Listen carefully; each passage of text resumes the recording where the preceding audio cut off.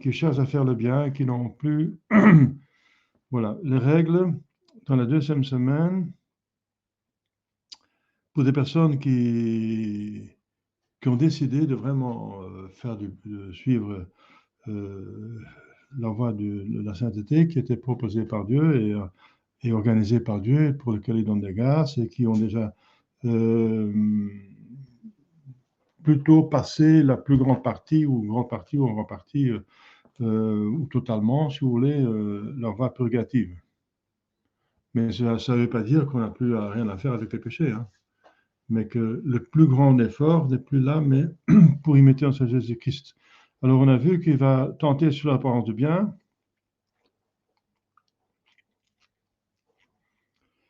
et que Dieu seul peut entrer dans une âme s'il n'y a pas de cause précédente.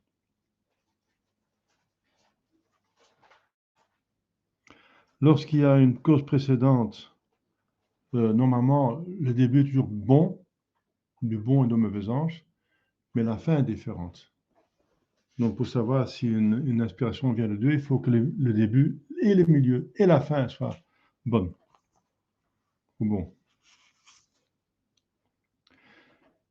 Ensuite, qu'il se change en ange lumière. Donc, il tente dans l'apparition du bien, dans l'apparence du bien, qui va vous tenter donc plutôt par rapport à votre vertu qu'à rapport du vice. Première semaine, il s'attaque à votre vice pour vous proposer des choses qui vous tentent parce que vous avez ce vice. Puisque dans la semaine, plus, il va vous tenter avec votre vertu, en exagérant. Parce qu'une vertu exagérée, ça devient un vice. Oui, il change de tactique. Cinquième règle, eh bien, regardez, hein, la marche de vos pensées. Et si vous êtes tombé dans le piège, regardez où il vous a eu. Au début, ça semblait bien, comme toujours. Où est-ce que ça commençait à dévier? Comment est-ce qu'il a fait pour commencer à mieux connaître ses tactiques et sa manière de procéder?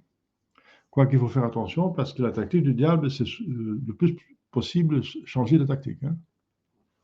Et c'est aussi, c'est effectivement une très bonne tactique de changer de tactique, parce qu'une tactique pas connue, elle est beaucoup plus efficace qu'une tactique connue, c'est évident. Un homme averti en vaut Dieu, donc il faut que l'autre soit surpris plutôt, quand vous voulez vaincre un ennemi.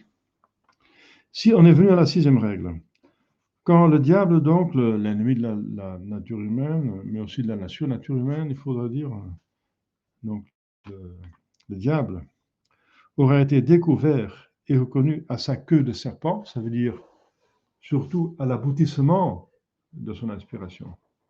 On reconnaît là le diable à sa queue, parce que le début est toujours bien, mais où ça aboutit, c'est mauvais.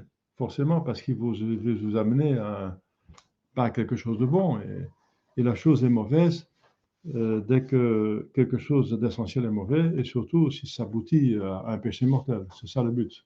Ça va aboutir à un péché mortel, ou moins un péché véniel, ou moins une diminution de ferveur. Mais l'un de l'autre avantage, dans son sens. Donc on le connaît à sa queue. Notre Seigneur Jésus-Christ va le dire autrement, il va dire on connaît l'arbre à ses fruits. Et le fruit, c'est aussi la chose qui vient en dernier. D'abord la racine, enfin la graine qui est sous terre, la racine, ensuite ça pousse, ensuite ça se développe, et ensuite les fleurs, et ensuite seulement les fruits. Donc, s'il a été découvert et reconnu à sa queue de serpent, parce qu'on a regardé à quoi ça va aboutir.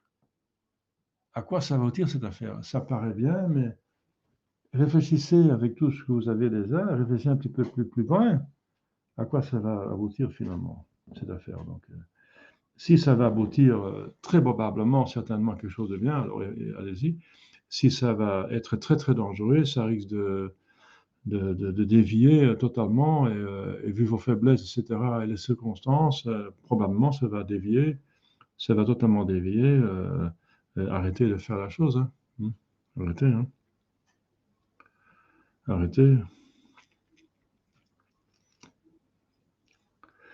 Sixième règle. Quand donc il a été reconnu à sa queue de serpent, c'est-à-dire à la fin pernicieuse à laquelle il nous porte, il sera utile à la personne qui aura été tentée de reprendre aussitôt la suite des bonnes pensées qu'il lui a suggérées, parce que c'était au début une bonne pensée, d'examiner le principe et de voir comment, peu à peu, il a tâché de la faire déchoir de la suavité et de la joie spirituelle dans laquelle elle était, jusqu'à l'amener à sa fin dépravée.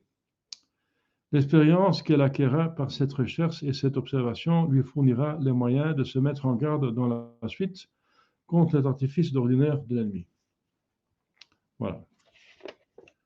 Donc n'oubliez pas, quand le diable vous a eu, de encore voir, mais où est-ce qu'il m'a eu là? Comment est-ce qu'il m'a eu? Pour voir pour la prochaine fois. Hein.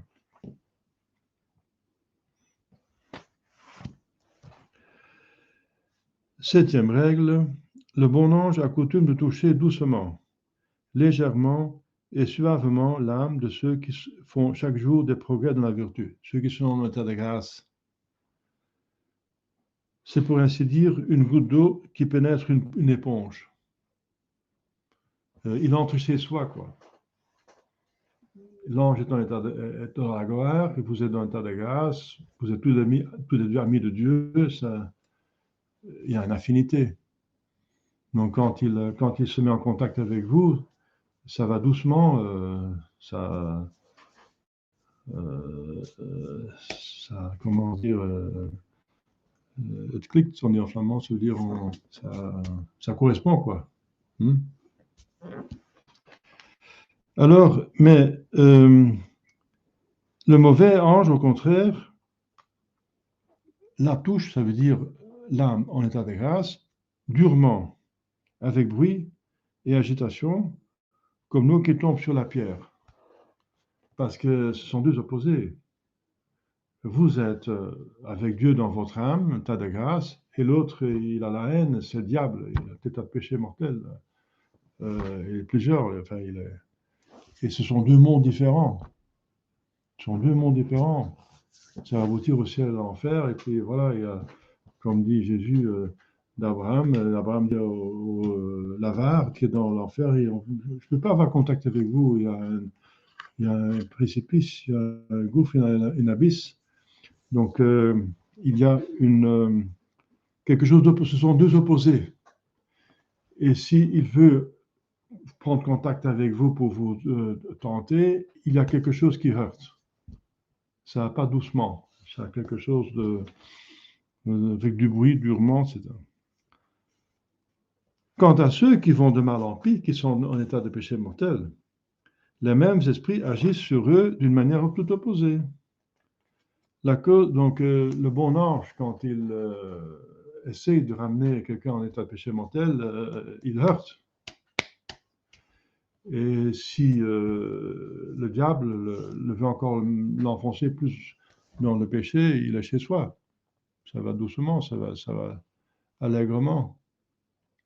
Et j'ai l'expérience comme prêtre parce que nous devons prendre le rôle du bon ange.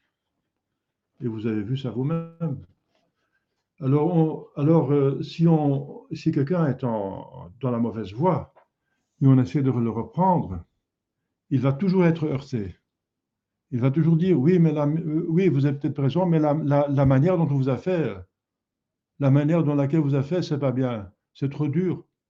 Mais c'est inévitable. Inévitable. Même si vous êtes doucement, ça heurte. Parce que ce sont deux esprits opposés, paf. Donc c'est psychologique. J'ai vu ça. Hein, on peut être le plus doux possible avec quelqu'un, mais on dit la vérité, paf. C'est comme il reçoit un coup de marteau. Mais vous avez dit doucement, mais il ne se rend pas compte, il sent seulement ce fait que, voilà. Parce que c'est vrai, c'est très pénible de se voir se convertir. C'est un des défauts les plus importants. Donc vous avez touché quelque chose, quelqu'un qui va vers là, il faut le faire changer de direction. Ça va pas tout seul. Hein. et se sent lésé dans ses droits, dans sa liberté, dans sa... voilà.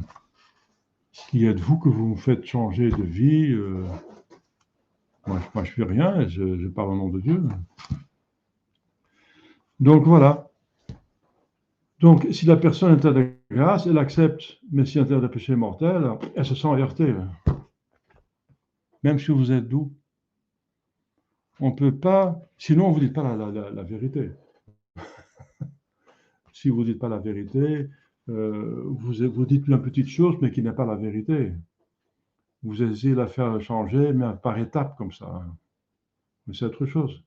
Mais si vous dites la vérité pour l'aider, la vérité, même doucement, la personne se sent agressée. Hein.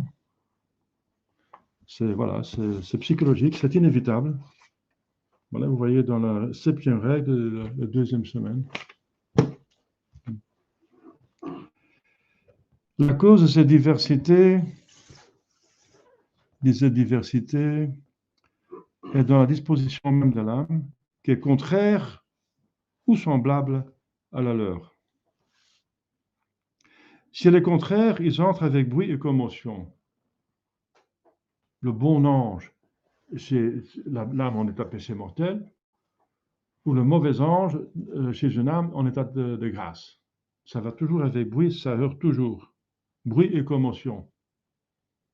De toute façon que vous y allez. Mais oui, mais la manière dont vous avez dit, ça veut dire la manière dont j'ai dit, c'est que j'ai dit la vérité. Ah oui, j'ai dit la vérité, et c'est la vérité qui blesse. Ce n'est pas la manière dont j'ai dit, mais ce que j'ai dit. Et c'est la vérité. Vous avouez que j'ai dit la vérité. Alors si elle est contraire, elles entrent avec bruit et promotion. On sent facilement leur présence. Si elle est semblable, ils entrent paisiblement. L'ange gardien, chez une personne en état de grâce, il donne une pensée, et c'est presque comme si sa propre pensée. Ah, j'ai une bonne pensée. Non, je l'ai reçue. Je viens de le bon ange. On se rend à peine compte. Mais si c'est paisiblement et en silence, comme dans une maison qui leur appartient et dont la porte leur est ouverte. Mais si c'est opposé, le bon ange, il veut inspirer une âme en état de péché mortel, tu es en train de te damner. C'est pas une insulte, c'est une... tu es en train de damner, c'est mauvais ce que tu fais, c'est absolument absurde, c'est méchant, tu es en train d'endommager ton âme et celle des autres, etc., donner de mauvais exemples, etc., etc. Oh, oh, oh, oh. Même si vous dites doucement, mais c'est la vérité, et paf. Et la même chose pour le diable qui essaye de tenter une âme en état de grâce. L'âme va comme ça et le diable, il faut aller comme ça. Alors, c'est bizarre ça. Donc, on sent que c'est autre chose. Et on s'en rend compte, plus ou moins, mais il faut faire attention à cela. Si vous voyez que cette idée est quelque chose qui vous heurte, qui ne va pas tout seul, c'est un changement considérable de direction, voilà, vous savez que ça vient du diable, si vous êtes un tas de grâce.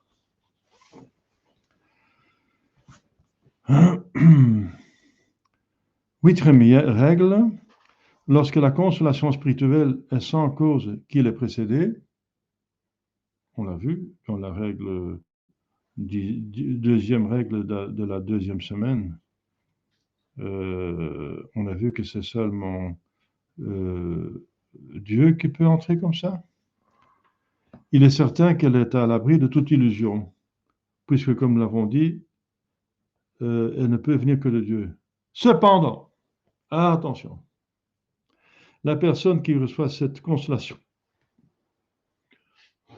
doit apporter beaucoup d'attention et de vigilance. Soyez humble. Donc, vous voyez plus clair si vous êtes humble. vigilance à distinguer le temps même de la consolation. Donc Dieu donne cette consolation, une inspiration, une bonne idée, un mouvement dans l'âme, dans la volonté. Mais c'est surtout par rapport aux idées que vous recevez des sortes de révélations. Et certainement chez des gens qui reçoivent de grandes révélations, comme Catherine Emmerich, etc. Il y a des personnes qui ont eu des révélations de Dieu. Hein. Il faut distinguer le temps même de la consolation du temps qui la suit immédiatement. Si vous avez reçu cette grâce, elle vient de Dieu. Mais dès que vous l'avez reçue, elle va faire un parcours dans votre psyché, dans votre psychologie, parce que ça passe dans votre entendement. L'imagination se met en route pour mieux se présenter la chose. Et l'entendement et la mémoire essaie de retenir. Et on a un certain sentiment envers cette idée. Et donc on est affecté plus ou moins vers cet aspect de cette nouvelle idée. Donc ça vient de nous, ça. C'est nous qui faisons alors une idée de ce que ça veut dire finalement, ou nous imaginons que c'est ça finalement. C'est l'imagination qui a fait le travail, l'entendement qui essaie d'expliquer. Voilà, c'est notre travail, c'est pas Dieu. Donc il faut distinguer ce qui vient de Dieu anciennement et ce qui vient de nous comme nous avons interprété, reçu. Et il faut distinguer les deux choses. Parce que souvent des gens pensent d'avoir reçu quelque chose de Dieu, mais ils l'ont même changé à leur façon.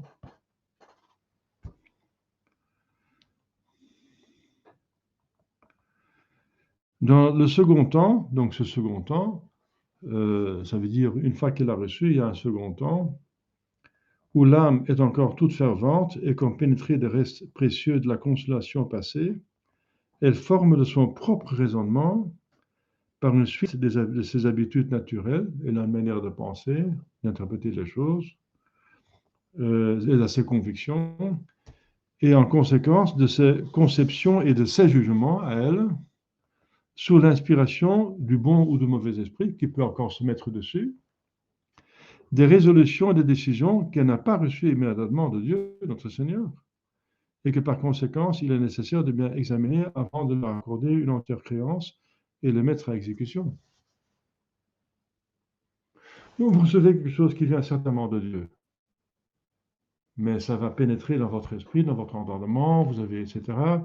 Le bon ange voit arriver ça, parce qu'il peut voir ce qui se passe dans la matière, ça veut dire vous êtes en train d'imaginer quelque chose, et si c'est imaginé avec des images, hein, ça c'est déjà du sensible, ça il peut voir. Le diable peut le voir et le bon ange peut le voir. Eh bien, le diable va faire en sorte, bien sûr, le plus vite possible, que vous l'interprétez de mauvaise manière, que vous allez interpréter de manière travers, exagérer ou même mal comprendre dans le mauvais sens, etc. Donc, vous allez penser que ça vient de Dieu, une chose qui n'est pas en ordre, par dépravation. Enfin, vous avez détérioré la chose par votre propre pensée, votre manière de raisonner et manière d'imaginer la chose. Donc, il faut faire attention de ne pas penser que quelque chose vient de Dieu, qui vient originellement de Dieu, mais que vous avez déjà travaillé vous-même. Et vous pensez que ça vient alors de Dieu. Donc, je ne sais pas si vous avez déjà vécu une chose pareille. Une idée peut venir de Dieu. Et ça s'appelle donc voir purement ou impurement. Il y a des voyants, donc ça veut dire des personnes qui ont eu des révélations privées, qui voient purement, qui reçoivent de Dieu et qui ne changent rien. Comme Catherine Emmerich, il n'y a rien qui... On a vu toutes ces visions, elle a vu apparemment purement parce qu'il n'y a rien, absolument rien, qui est contraire à la tradition, à l'écriture sainte. Mais il y en a qui ont vu de belles choses et ensuite des choses n'importe quoi, comme Maria Valtorta, de façon à ce que ses écrits sont sur l'index. Si ça vient de Dieu, parce qu'il y a quand même beaucoup de belles choses qu'elle a, eh bien, elle a vu impurement, elle a changé, elle a interprété les choses de sa façon et ça ne convient pas du tout. Hein. Maria Agreda aussi l'a vu purement. Voilà. Donc, il faut faire attention avec ces idées, des inspirations qui peuvent venir de Dieu, mais qu'on peut interpréter de mauvaise façon. Par exemple, puisqu'il y a un manque de prêtres, beaucoup de prêtres ont dévié. Il y a pas mal de fidèles, je parle des années 70 et 80, c'était vraiment la pagaille. C'était 1 milliard de personnes, dont la plupart étaient dans les rives, et il y en a plusieurs qui voulaient rester, vous savez, donc faire dévier 1 milliard de personnes, c'est énorme. Ça ne va pas sans beaucoup de chaos et de tribulations et de problèmes. Donc, j'ai vu cette période où 1 milliard de personnes étaient catholiques avant et sont devenues hérétiques, sont perdues la catholicité. Ça ne va pas tout seul parce que tout le monde a assez de grâce pour se sauver. Il y a quand même beaucoup de gens dans l'Église catholique, la plupart qui étaient de bonne volonté. J'ai vu ça, c'est énorme cette affaire. Et puisque c'est dans Isaïe que Dieu dit, si les prêtres, les prophètes ne font plus leur travail comme il faut, c'est moi qui va paître les brebis. Si les pasteurs ne font plus leur travail, c'est moi qui va les paître personnellement. Et c'est pour ça que parmi beaucoup de personnes de bonne volonté, qui avaient de mauvais prêtres, le bon Dieu s'occupait d'eux directement. Et il y avait des personnes qui avaient des inspirations et des indications, et des prophéties, etc. Donc des dons, n'est-ce pas, qui avaient vu parce que Dieu donne une grâce extraordinaire dans un problème extraordinaire. Donc alors, par exemple, ils ont une idée de ceci ou cela, et ils sont inspirés par en haut. Mais après, ce qui vient d'eux, c'est qu'ils se pensent être prophètes, avoir des révélations privées pour tout le monde, n'est-ce pas? Et que ce n'est pas seulement pour eux, mais pour tout le monde. Ils vont faire tout le monde à leçon, et même en bon prêtre, au lieu de reconnaître, c'était une aide de Dieu extraordinaire parce qu'il n'y avait pas de bon prêtre, mais dès qu'il y a un bon prêtre, je m'incline et je fonctionne normalement. Je perds ce don finalement quand je suis avec un bon prêtre. Parce que la voie normale de Dieu, c'est d'agir envers les fidèles par l'Église, par la hiérarchie, c'est la voie normale. Et seulement quand ils ne font pas leur travail, et vous êtes de bonne volonté, vous priez, vous recevez la grâce suffisante pour vous sauver, donc forcément, il va s'occuper de vous directement. Mais c'est seulement pour le cas qu'il n'y a pas de prêtres, que vous ne connaissez pas de prêtres qui sont bien, ou très peu, ou très loin. Et alors, le bon Dieu vous aide, vous débrouillez. Donc, il y a un contact direct avec le bon Dieu. Et ça explique qu'il y a tellement beaucoup de voyants dans l'Église catholique. Enfin, pour ce qu'on dit maintenant. Mais presque tous, ils tombent dans l'orgueil de se croire prophètes en Israël et qu'ils ont une mission spéciale parce que Dieu s'occupe d'eux. Et c'est vrai que Dieu s'occupe d'eux. Mais par humilité, il doit voir c'est que c'est plus temporel à cause des circonstances. Et il faut beaucoup avoir d'humilité et d'esprit surnaturel pour après accepter qu'on perd ce don quand on est en contact avec un bon prêtre. Il faut de nouveau suivre le prêtre parce qu'il fonctionne bien. Alors, il y en a beaucoup qui disent bye bye. Hein. Moi, je le sais mieux que le prêtre, c'est lui qui doit m'écouter. Ah non, alors comment? Alors, c'est la dérive. Donc, ils ont mal interprété ce don qu'ils ont reçu.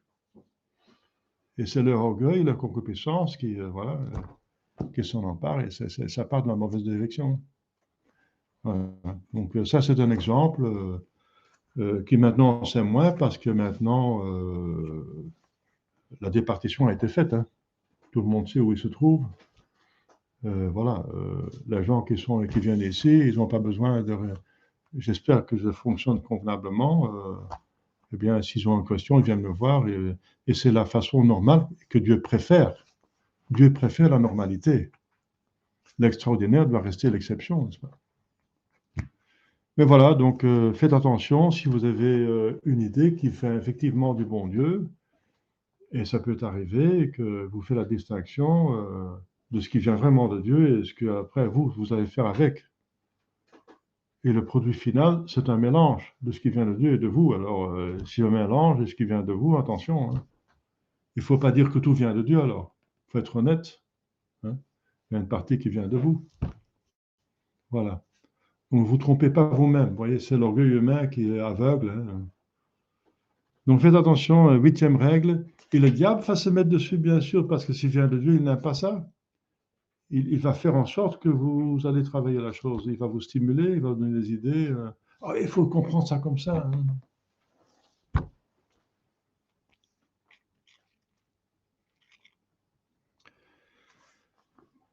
Oui. Je donne un exemple, que quelqu'un a reçu la révélation, ce qui est vrai, mais qui ne connaît peut-être pas bien son catéchisme, parce qu'il est plus expliqué par des prêtres, la révélation que s'il aime beaucoup le bon Dieu, que ses péchés mortels sont pardonnés, c'est vrai,